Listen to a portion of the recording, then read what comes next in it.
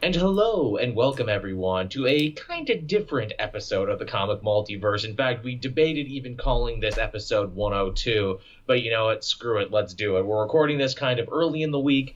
Matt and myself, I gotta catch a plane very soon, and so I just wanted to knock this one out of the way just so it's done and I can have it to upload on Wednesday and early for patrons, Matt. Yeah, extra early for patrons this week. Extra early. There was basically no news worth reporting going on this week, even if I did wait till Sunday when we normally did it. So I said, you know what, screw it. Let's have a special theme episode. We never have special theme episodes. I think once we did a retrospective on the new 52, and that was it. Yeah, I think that's all we've done, I think. Yep, that was it. So this is only our second theme episode ever, and that theme is, of course, hey, what are the best comics of 2018 so far? We're smack dab in the middle of summer, so you know what? Hey, let's talk about what we've really enjoyed so far. And there's been, admittedly, a lot of really strong books and a lot of really strong contenders. I, of course, asked our fans on Twitter to tell us what their favorites are. So I've got 5, Matt has 5. We'll trade back and forth. I'm sure we're going to have overlap, right? Oh yeah, definitely. I think there's probably going to be maybe our whole lists that are pretty much the same. There's a damn good chance. I also got some ones that I heard are good, haven't read yet, but plan to read at some point. So this might be a little shorter one, but we hope it'll be focused and sweet for you. So you know what? I am going to actually pass the baton over to Matt, and I'm going to let him go first. What do you think is one of the best comics of 2018 so far? Well, when making my list, I kind of stayed away from like the obvious ones, so like Superman and stuff like that, and I went with like ones that I personally really liked. I know a lot of people didn't read them, or judging by the views on my channel. One of them obviously was All New Wolverine, which finished a couple of weeks ago, like 2 weeks ago. Yeah, All New Wolverine in general has been a really, really strong era for the Wolverine character in Marvel Comics. It's a shame to see it go, but it's wonderful to know it existed. It is. They did some really great stuff with that character through. I think it was like 39 odd issues plus an annual, plus whatever else she was in at the time. And I'm interested to see, because they seek to imply that she's going back to being X-23 for some reason, which doesn't really make sense with what that book did, which made her a hero and everything. I mean, Christ, if we can have 2 Wolverines, 2 Hawkeyes, 2 Captain Americas at a time, 2 Thors at a time, I think we can have 2 Wolverines. And as I've said a million times before, make her X-23 if you want for simplicity's sake, but let her keep the costume. Yeah, I know. That costume she got, which is like classic Wolverine costume, looks really cool. And even like her newer one, which is like an X-4C sort of one, looks really cool. I mean, Wolverine ain't going to wear that suit anytime soon when he comes back, so give it to someone who actually looks good in it. Yeah. And like the cast of that book as well, like Gabby and Jonathan, the actual Wolverine. The actual Wolverine. Were really cool, and I hope they stick around in that X-23 book, as well as like other stuff like X-Men Red and whatnot. Yeah. I think this book, too, along with, I mean, obviously Injustice is where he made his bones, but I think this book really puts Tom Taylor over as like a person to watch and like a person who, if you let him run free, he can give you magic, because they could very easily have screwed up the X-23 as Wolverine storyline, but they didn't. Yeah, no, it could have definitely suffered from like all that stuff, like the all new, all different stuff. It could have been reset a bunch of times with new number ones and all that sort of stuff, but no, they basically just like left him to like do his own thing. It's true, and they made magic with it. And I think too, to speak to the quality of that series, even the usual suspects of the a vagina person is a traditional male character, I don't like vagina persons, even they couldn't complain. Even they're like, yeah, it's pretty good. Yeah, no, and that comes from the fact that they didn't take the Wolverine and just make it a female. They made it her own character. It made sense. X-23 and Laura have been building up to inheriting the Wolverine identity for a long time now. It was basically a no-brainer. Yeah, it wasn't something that was just kind of like recent. In recent years, it's been building to it over quite a number of years. Yeah, you'd be hard-pressed to find a person who would disagree that she didn't deserve it and that it wasn't great. Yeah. All right, then. So that was a really good one, Matt, to start on. You did Marvel. I guess I should pick a DC one here. Which one should I pick here? Tell you what, here's one that just wrapped up recently. I thought it wrapped up really strong, and much like I think this, the Wolverine book really helped elevate Tom Taylor to a person to watch and to be like, a person who could sell a book. Detective Comics under James Tynion, I think, has probably been some of the strongest work the dude has ever done, and maybe one of the best eras in Detective Comics for, being like, hey, let's tell one solid story. Yeah, yeah, his book since like he was writing it before Rebirth, was he? A little before. I think Yeah. he had like a story here and there, but this was his first time taking over and doing the whole thing. Yeah, so doing pretty much like 2 years worth of work in like a year, basically. Oh, yeah. And keeping it consistent, and even to the point where every preceding issue would get better and better and better and better until this final issue. It's true. It's kind of hard to Absolutely. do, and he managed to do it. It is. I think this is the book where James Tynion finally got out from under Scott Snyder's shadow, because that was always the thing for so long, where it's like, oh, James Tynion, he's Scott Snyder's little buddy. If he's having an event, I'm sure he'll write something. I'm sure he'll write a backup. I'm sure he'll do something for it. Here, I think he really found his own voice and kind of became his own creator with his own quirks and his own eccentricities and everything. This was a Batman-centric team book, which already could have been really boring in anyone else's hands. It could have been like Web Warriors, where it's like, oh god, it's 5 people with all basically the same powers. Yeah, it could have been bad, and it's kind of funny because it ended up being much better than the actual Batman ongoing. Oh yeah, I think that helped in a big way too, where it's like, oh man, you know what the perfect cure for Tom King's Batman book, if you don't like it, this Detective Comics. He brought, he put the focus on the Bat family, all the sidekicks, especially the characters who never really got the spotlight or characters who were really mishandled in the New 52 era. The man worked wonders with Tim Drake, who you can tell is a favorite character of his. Oh yeah. He brought him back and like actually made him decent again after the New 52 kind of took a big shit all over him, and he also brought the spotlight onto like villains like Clayface, and like made a really interesting story with Clayface.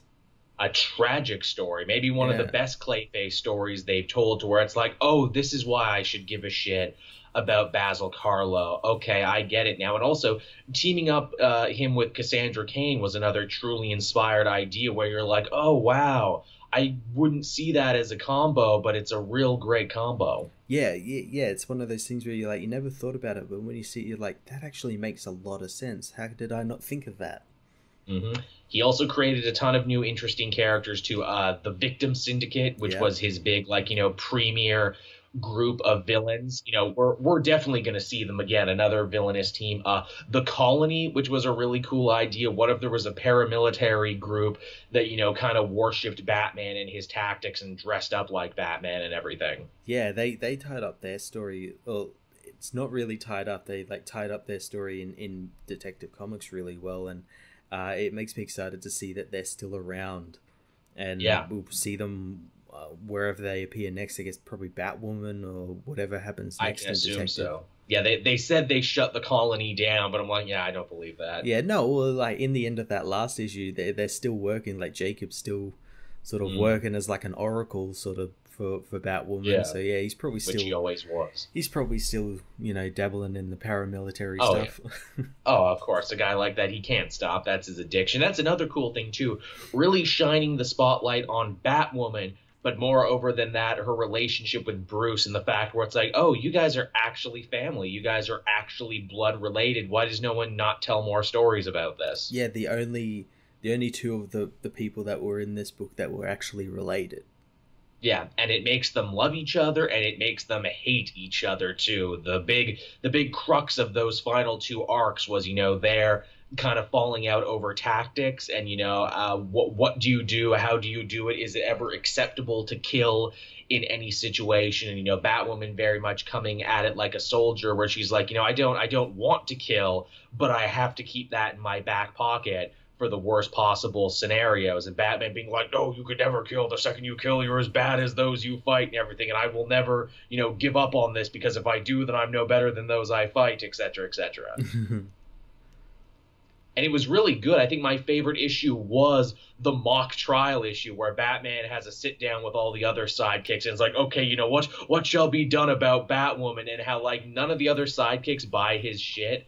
Where it's like, look, man, you know, she broke your rules, she bruised your ego. This isn't about any of us. This is all about you. And the fact is, none of us here at the table are saints, but the fact that you're making it about her is really weird. Yeah, I really like that one, and that's like another thing about like his book. He wasn't afraid to like call Batman out on his shit. Whereas like Tom King's is a Batman who can do no wrong, is always right. This Batman, he's like, no, he's kind of an arsehole, and he's kind of crazy, and yeah. Well, it's funny. King's Batman flies between the two extremes. Either Batman can do nothing, is horribly incompetent, or can do no wrong and is completely unstoppable and can plan 7 moves ahead. It's funny to see him move from one extreme to the other in just a couple arcs, but we're not here to talk about that. Also, hey, James Tynion putting in some very subtle references to, you know, like... transgender characters with Dr. Victoria October. Very subtle, to the point some people completely missed it only when I brought it up, and I'm like, yeah, that's what she's talking about. And to mirror that with the Clayface story, where it's like, you know, oh, I feel like a monster, I feel, you know, I don't feel comfortable in my skin, I feel like someone else, something else. And to them to work with that through the Victoria October character, and then for James Tynion to basically promise, yeah, you'll see these two again.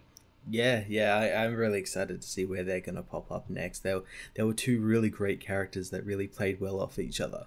Mm-hmm. I would say that, you know, after this run, I think Clayface could very easily hold up his own miniseries, where if they like came out tomorrow and were like, you know, Clayface, you know, Feet of Clay, a 5-part miniseries that explained how he came back to life and what happened to him, I'd happily read it. Yeah, definitely.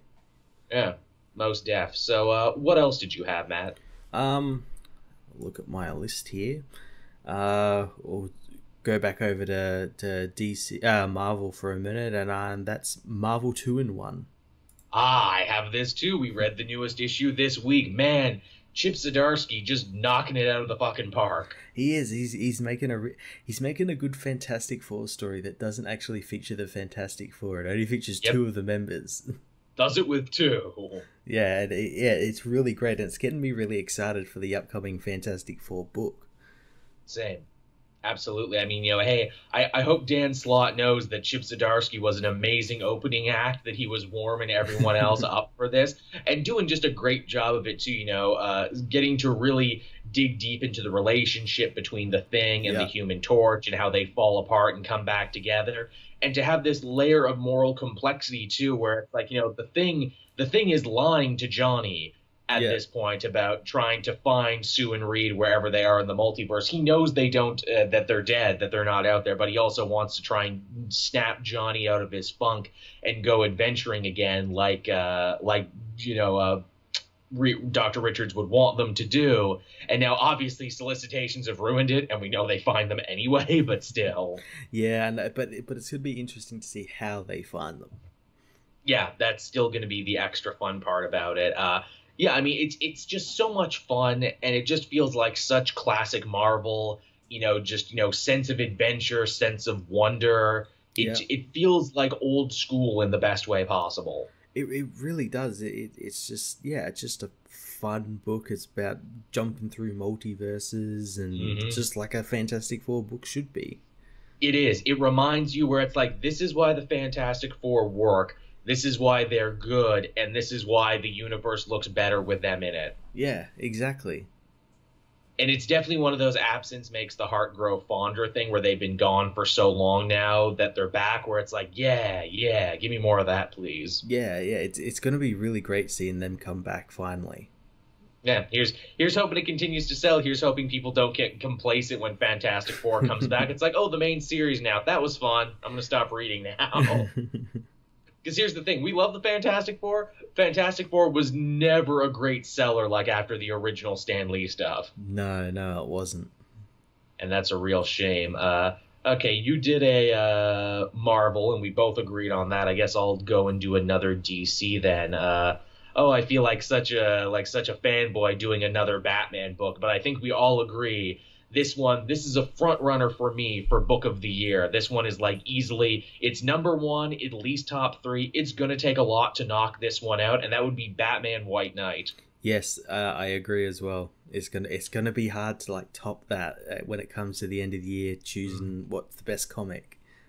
This is one of the best thinking man comics I've read in a very, very long time, and you can choose to read it completely as just like a fun, wacky superhero Elseworld story, and it is. But if you want to actually dig deeper into the themes of corruption and law and order and justice and police brutality and all this other stuff that it brings to the table, oh my God, are you in for a fun time? This is probably one of the most layered comics I've read in a very long time. Yeah, like as you just said, like you could go in like looking for something like kind of cerebral and everything, or you can just go in looking for like cool art with like cool looking cars and villains fighting Batman and everything. You get that's got all that as well, and yeah, it's a comic for everyone. It really is.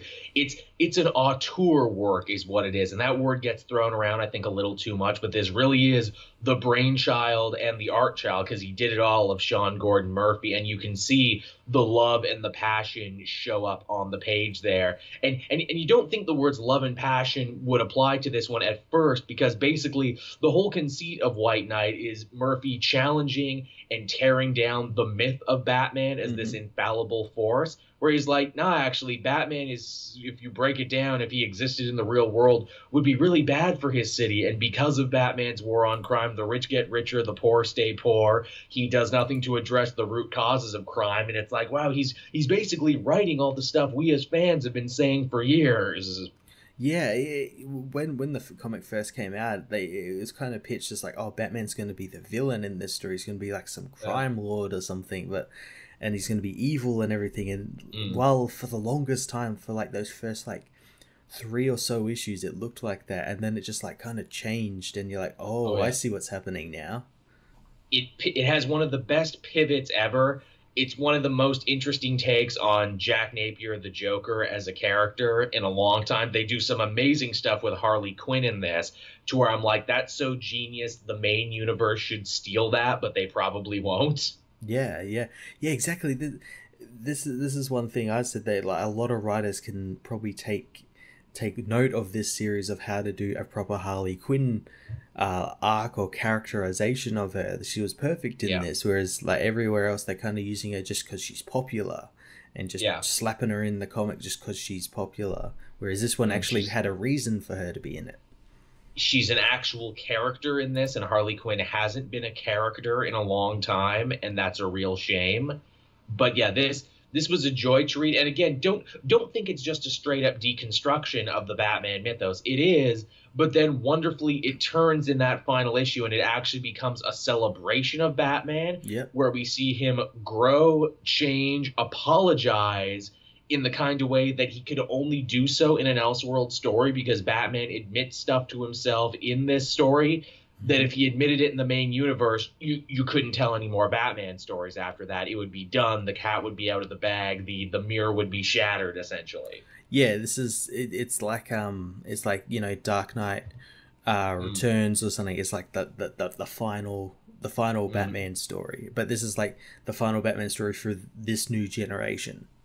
Yeah, it really uses the Elseworld playground better than just about any book I've read this year. And you know, it's just a joy. And it's funny, you know, we say it's a final Batman story, and in lots of ways it is, but in other ways you hear Murphy being like, oh shit, that was really popular. Well, what if this kicked off a whole Murphyverse of stories? Because there's some red herrings left hanging where it's like, oh, they have to come back to that at some point. Yeah, and that's the thing. Like, it's touted as kind of like a final story, but if they did more, I wouldn't mind. It'd be really cool. If he's given as much freedom, and if it's as well done and well, you know, worked on and everything. And hey, if you're a fan of the animated series, you're gonna love this too, because a lot of the costumes look like evolutions on that. Yeah. Ooh. So that's White Knight. We're both in agreement. That one kicks ass. Best Batman story of 2018 so far. and it's going to be rough to overtake that one. Yeah, I'm just gonna say it now. I think it's probably going to be the best Batman story of 2018. Nothing is touching it so far. Yeah. Really, nothing is. So, what else did you have, Matt? Sticking with just DC for a minute, I had Super Sons. We had to mention Super Sons. It ended quite abruptly just last week, and that's a shame. It's going to keep going, but you can't take away from it how wonderfully creative and just wonderfully feel good this book is. Yeah, it's just an adventure book. It's just about two guys, just two kids, just having superhero adventures. That's about it. All it was. Didn't try to be anything else or anything. Nope. That's all it needed to be. It's a superhero coming of age story. It's the odd couple in a lot of ways. It's seeing how super dark and serious Damian bounces off of super happy and outgoing John. And it's a microcosm of the relationship their dads have, where obviously Superman and Batman get along more now in DC Rebirth than they ever did. It's fun to see the junior version of that. Yeah, and as I've constantly said, that they could easily make it just like a copy of their father's relationships, like exactly the same, but they're not. They're changing it up a lot and making it their own. It really is. I think the bit that stood out for me, and this bit was actually in one of the weaker arcs, but I quite appreciated it. It's when John and Damian, who are eventually forced to go to the same school with one another, Damian can't shut off being Damian. He's just a dick to everyone. He tries to be smarter than everyone, and everyone hates him for it. Yeah. Meanwhile, John, everyone loves John. He's big man on campus. He's super popular and everything, but he is, pushing down his superpowers. He's trying to be average as possible. He's trying to be his version of Clark Kent. And there's something kind of interesting about this dynamic where it's like, oh, Damian is honest with himself and is hated for it. John is kind of like he's doing a performance. He's wearing a costume and people like him. In this situation, the opposites. Yeah, it's quite this thing where it's like, it's like Damian's a jerk, but he's being so true to himself. Meanwhile, John is beloved, but they don't really love him. They just love the version of him that he's created for himself.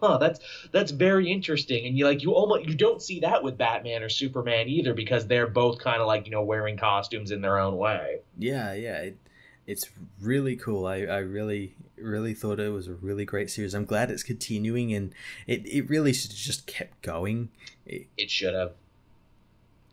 But yeah, I don't understand why they decided to cancel it and then give the writer another series that's just basically issue 17.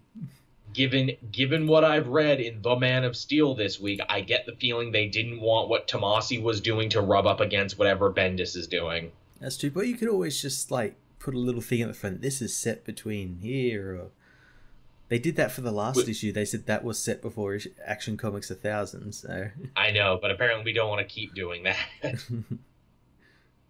But yeah, Super Sons is great. It's just a good fun time reading comics. I don't think you could go wrong reading that one. Yeah, it's really good. What else do you have? So back to Marvel here for a second. It feels funny to say this one because I've literally been saying this for about 4 years straight, since we worked with the other guys. This one hasn't had a bad run yet. The Mighty Thor, or basically just Thor under Jason Aaron. It is rare to say that we are in the middle of a true modern day saga, and that's what this is. This is Jason Aaron's epic. He's been writing it for 4 years now, pretty much without a break. And there hasn't been a lull in it. We had the Odinson days. We saw the start of the War of Realms. We saw Jane Foster become Thor for a while, and this year saw her kind of hanging up the hammer. Yeah. I fell off the series when it originally started, but I did catch up to where it is now, and it's pretty damn good. If there's ever a book you just want to read, just binge that series. It's epic fantasy in the Marvel universe as only Jason Aaron can do it. It's true solid sword and sorcery with a sprinkling of superhero stuff in there. Aaron has done such great work going back to the Thor bringing in, characters and concepts we haven't seen forever. He's had characters shift alliances and, moralities and everything, and that's been great. He's created new characters like Dario Agger and, the Thunder Sisters from the future. And it's just been, like really, really solid stuff. Like when this is all done and it's not ending anytime soon, he's writing it far into, Marvel Fresh Start. We're going to look back at this and we're going to be like, God damn, that man wrote a hell of a lot of Thor. Yeah, yeah. Already, he's how many issues has he written? It's some insane amount.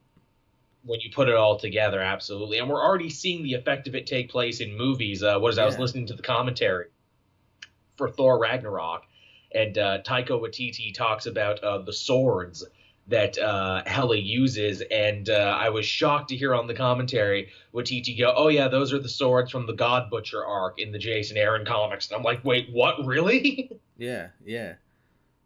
I'm like, that's fucking dope. That's awesome. And I love that the man who directed this movie knows what that is.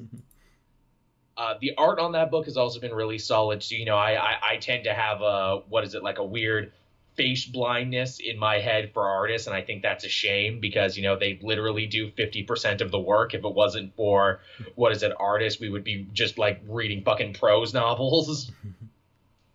But yeah, whoever's drawing this book has been looking great. I like that Del Mundo is going to be writing drawing the new stuff. Yeah, the new book looks really cool. I'm really interested in that. It does, and again, it's the saga of Thor. It continues. Has not had a slump in this, and usually with writers who have been on a book or a character for so long, you expect a slump would happen. Dan slot Spider-Man, but it just hasn't. It really, really just hasn't, and it's a miracle that it continues to be fresh, smart, interesting, just such a fun time from start to finish. And yeah, that's the Mighty Thor for me. Yeah, that was a really great book. I'm looking forward to its future. Yeah, same here. Now, what did you have, Matt? I think you have one more. And then I had an artsy-fartsy pick, and then I was going to read some stuff from the from our fans and see what they had to say. One more, eh? Just trying to think. I'm trying to think of an outside-the-box choice. I guess I should just talk about like what DC have been doing with like all the Green Lantern stuff. Green Lanterns and Hal Jordan and the Green Lantern Corps. It's both been really great. Green Lanterns has done wonders for people like Simon and Jessica. Oh yeah, Simon, who's like a leftover from the New 52 that no one gave a shit about for the longest time. Set adrift, that poor motherfucker. He was big for a week. CNN was talking about him. It's like, a Muslim Green Lantern, what? And then they're like, but bring Hal back though. Yeah, and he like faded off to the point where it's like, where is this guy? Like, where is he? Yeah, and then he just like showed up and it was really awesome. Same with like Jessica. She was like cool for that Justice League arc after she took over powering and then like kind of like faded off a little bit. Mm-hmm. But yeah, through Rebirth they've had that like partnering them up was probably the best thing that ever happened to both of them. It really was, and to turn the idea of Green Lantern, who have always been space cops, but what if we make it a buddy cop book and, they're comedically mismatched and, they don't like each other at first and they don't understand each other, but they got to learn to work together. And the better they work together, the better their powers work. What if we make Green Lantern Lethal Weapon? That's basically it. Which, man, that's a fuck of an elevator pitch. Let's make Green Lantern into Lethal Weapon. Sign it. Yeah, and it's worked. It's on like it's almost issue 50.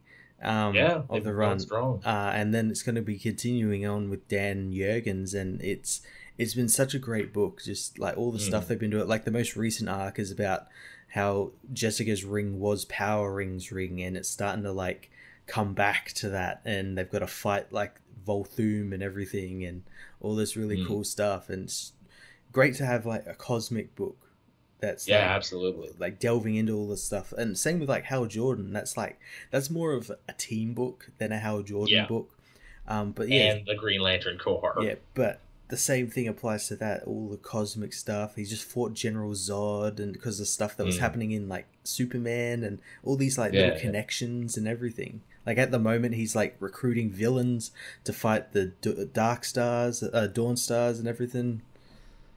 And that book seems to be reaching like an actual real deal conclusion because once that's said and done, there's a good chance that Grant Morrison might be coming in and taking over and completely flipping the Green Lantern universe on its head. Yeah, that one finishes at 50, and then there's rumors that he will be coming in, which I really hope he is.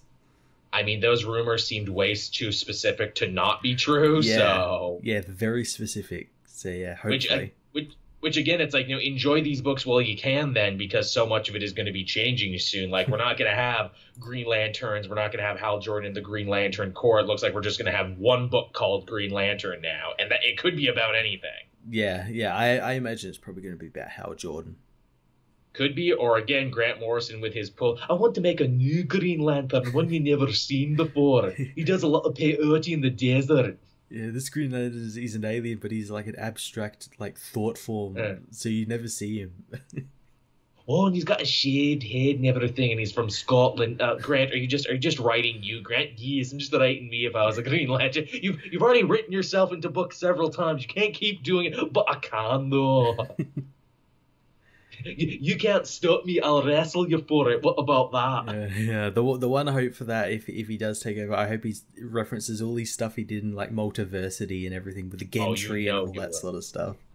Hey, the last Green Lantern, and I've joked about this before, that Grant Morrison wrote, was Kyle Rayner back when Grant Morrison wrote Justice League. I would fucking love it if just out of the blue Grant Morrison's like, my new book, Green Lantern, it's all about Kyle Rayner now. Hey, I mean, it could be. I mean, in the recent Flash War issue, they like teased Grant Morrison's JLA team. Oh, nice. See, there you go. It existed. It's all in continuity, man. It's all a tapestry, I tell you. A rich, rich tapestry. All right, so that was good. Here's my artsy-fartsy pick, everyone. This is the point where Joel has to work really hard to get his indie comic book credit, so I can get that stamped for when I go around. It's a little certificate they send you for indie comics that you get it stamped so that I can talk with some authority about it, while also only reviewing DC and Marvel books, because those are the ones that get the most views, which I need for money for food and rent. This is my time. It's a book you've probably seen advertised everywhere. This is the one, like, I say, like, ooh, it's such an indie pick, but like, it's probably the most well-known indie book that's out there right now. It's a book called Pervert. Have you heard about it, Matt? I have. I've like vaguely heard about it. Yeah, and again, before people in the comments, I can see people writing already, ooh, Pervert, finally a book just for Joel. That'll be me in the comments under a pseudonym. Yeah, that'll be Matt. He'll be waiting at 8 o'clock for it to come up. Yeah, Pervert, a book just for Joel. But yeah, this is the real, true life story, the true life, crushingly sad story of a transsexual prostitute in Seattle. Selling themselves and going deeper and deeper into the heart of darkness to try and, pay for reassignment surgery. That sounds horribly depressing, and it sounds like the sort of thing that if you talk about on YouTube, it'll make them demonetize the video. But here's the twist, though, on Pervert, and what actually makes it really interesting and weirdly compelling and not just like, a train ride of sadness. The art is done in like super cutesy, super cartoony, like anthropomorphized animals. So like there's characters that are like straight up stolen from Garfield and Arthur and Clifford the Big Red Dog, to the point where I'm like, how the fuck can they get away with this without getting sued? Oh, really? Yes, like literally, John Arbuckle, Garfield's owner, is in this. They don't call him that, but he's in it. Clifford the Big Red Dog is in it. They don't call him that, but he's in it. It's shocking. And oh man, the stuff they do with them. Can't even talk about it, the stuff they do with them. But yeah, it's like a really good version of a Lifetime movie, but with like no like reins to put it in, so it can be dark and it can be fucked up and people can swear and there can be blood and bad stuff can happen in comic book form with like a really interesting art style to it. This is like one of those stories where it's like, oh, this could only be a comic book, because if you pitched this anywhere else, everyone would be like, nah, that's way too fucking weird. We can't do that. But yes, if you're looking for an artsy-fartsy pick, if you're looking for something indie that, will make you feel, very, very smart and very highbrow, read a book about sex called Pervert. Yeah, Joel recommends pervert. Joel recommends. Put that on the back of the book for the second printing. Joel recommends pervert. Oh god, that's gonna be on my tombstone now. Joel recommends pervert. ... Know the book. Now, did you have another one there, Matt, or can we look at what the fans had to say? We can move over to what the fans say. All right, so everyone was nice enough to do this, and again, I figured because this was going to be a short episode anyway, I thought I'd be nice and give our fans out there a chance to let their voices heard of what they thought some of the best books of 2018 so far have been. So first off, we have Colin. He's really been enjoying Infinity Countdown and Daredevil. Yeah, I agree. Infinity Countdown has been really cool. It's been really cool. The last couple of issues, I've been kind of wondering, like, why isn't this tying into like the larger stuff? But yeah, it's been pretty good. It exists in an odd place, but it's clear they've given Jerry Duggan carte blanche to be like, hey, finish your Guardians of the Galaxy run first off. That was clearly, present in his mind. Yeah. Also, hey, set up the new status quo for the Infinity Stones, where they are, who has them, so eventually later on in the summer we can have Infinity Wars, which, you know what, hey, if Wars keeps up the quality of Countdown, I'll enjoy it. Yeah, if it keeps it's every book has been quality. It's just they're not tying in specifically to each other. No. But yeah, if it keeps up that quality with the main event, then it'll be really good. Also, hey, props on using Pimtron as an actual big overarching bad guy. Someone remembered him. So, well, I mean, he helped create him and, make him relevant, Jerry Duggan, so I can see why he would. What is it here? Steven says, White Knight and the Batman Who Laughs. Yes, indeed, White Knight was good. I don't know if Batman Who Laughs was my favorite of the Dark Knight's Metal tie-ins. Dark Knight Metal was so big, and yet they've already moved on to other big stuff. Now, I forgot Dark Knight's Metal even happened. Yeah, it's kind of a weird series that I liked it. I thought it was really good. Me too. But yeah, it's kind of like they were touting it as this huge event, but then it's kind of like, doesn't really matter. They fought something bigger in 4 issues recently. Yes. So yeah. They moved on too quick. They moved on super fucking quick. Yeah, way too quick. Way too quick. And like a lot of hanging plot lines where it's like, is anyone going to talk about Batman keeping Joker in his basement to solve math? No, okay. Oh, Barbatos got defeated really easily by the Hawks and not Batman, even though he seemed like more of a Batman villain than a Hawk. But okay, whatever, that's fine. Hey, characters are back, new Justice League. Again, I think I actually liked some of the other, Dark Batman issues better. I think I liked Destroyer Batman better because that was like the Batman that became Doomsday. Yeah, I liked that one. I liked the Red Death one. I thought that was really interesting. That was a good one. Again, what lengths will Batman go to save the day, even if it costs him his soul and kills everyone around him? Hell, Murder Machine, the Cyborg one, was really good because it really delved deep into Batman's relationship with Alfred, his father figure, and how losing him could really fuck him up. Yeah, they were all pretty good. Even like the tie-ins that weren't specifically the Dark Knights one, like the Gotham Resistance tie-ins were pretty good. Yeah. Even though that thing with like Riddler didn't really go anywhere. None of them really went anywhere, but they were fun while they lasted. Kip says that one of his favorite was Action Comics number 1000. A lot of beautiful stories. Yeah, agreed. Yeah. Yep. Plus, it was a good milestone issue. Not much to say about that. Jacob has an indie pick right here. Kill or Be Killed by Ed Brubaker. Consistently good read, amazing narrative flow, and phenomenal art. I don't know what that's about, but it's Ed Brubaker, so it'll probably be cool. Yeah, it'll probably be something about spies or something. Probably be about spies. That's cool. Apparently Kyle Higgins has a really fun spy book out right now. The Dead Hand, which is like about a real thing that happened in Cold War history. Yeah, I keep seeing that on like Twitter and everything, and it looks really cool. I'll add that to my list of ones that are probably pretty good that I haven't read yet, right next to Moon Knight, Shattered Grid, and all of Mr. Miracle. Again, I've got a big, long plane ride coming up soon. I'm going to catch up on all of these, I promise, and then I can talk with more authority. What else we got here? Alex W. Again, a lot of the same ones we've been talking about. Super Sons, Marvel 2-in-1, White Knight, Gideon Falls. Never heard of that. I've heard of that, yeah. I think that's like a recent book. Mm-hmm. Right here, Kenneth. Really enjoying Betrothed from Aftershock. Never even heard of that one, but good job mentioning Aftershock there. I like it when we can mention other comic companies. He's also really enjoying X-Men Red. I know you were singing its praises.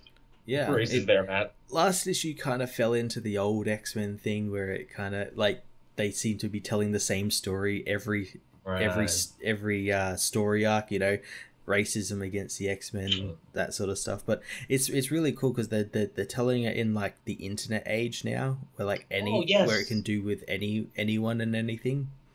Right. Yes, I heard about that. That's definitely the one I want to read because, again, Tom Taylor, definitely a favorite here of the comic multiverse, and definitely one I want to look into. In fact, I'm going to catch up on a bunch of these X-Men books because I want to read Extermination when it comes out. Yeah.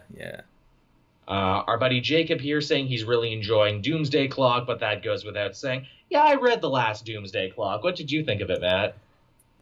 Bit too many stories in it. It's a little all over the place, too. It's a 12-issue maxi series. We're 5 issues in, and it still feels like it's introducing stuff. Yeah, and this issue, I think I counted them. It had like 5 or 6 like stories all going on at once.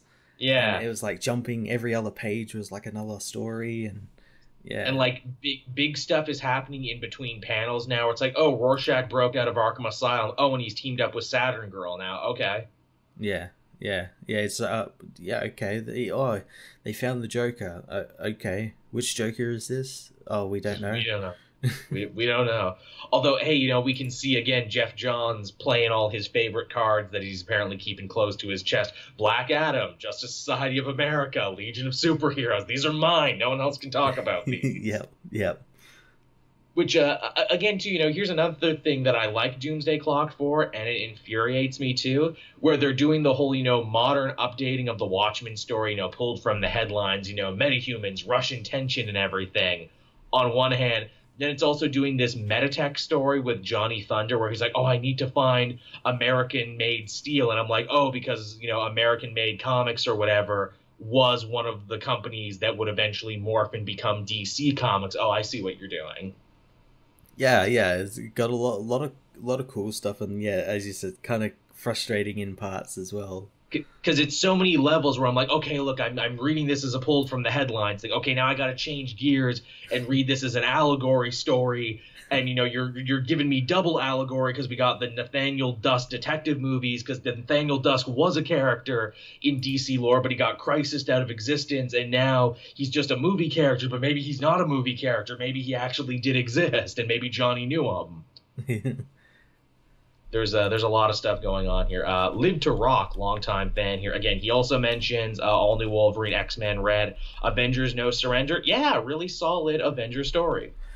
Yeah, it's quite a big 16-part story. I know I had reservations about that even working in that. I thought it was going to get like quite stale halfway through, but it never did. Yeah, it was a good way to get the Avengers book back on track and say, hey, you all need to read this now. He also says Daredevil and Deadpool. Daredevil continues to be solid. I've held a torch for that book for a very long time. I wish more people would read it. Maybe with Phil Noto coming in to do art, more people will read it. I'm going to read it. There you go. So it's already working. Deadpool was cool.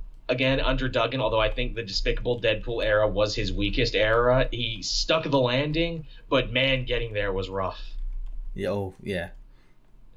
Adam says the Terrifics. Yes, of course. The New Age of Heroes. I actually got a couple people saying New Age of Heroes. Some people did actually say Sideways and everything. Terrifics is pretty good. I haven't read the most recent issue, so I think I'm behind by one. But yeah, it's pretty good.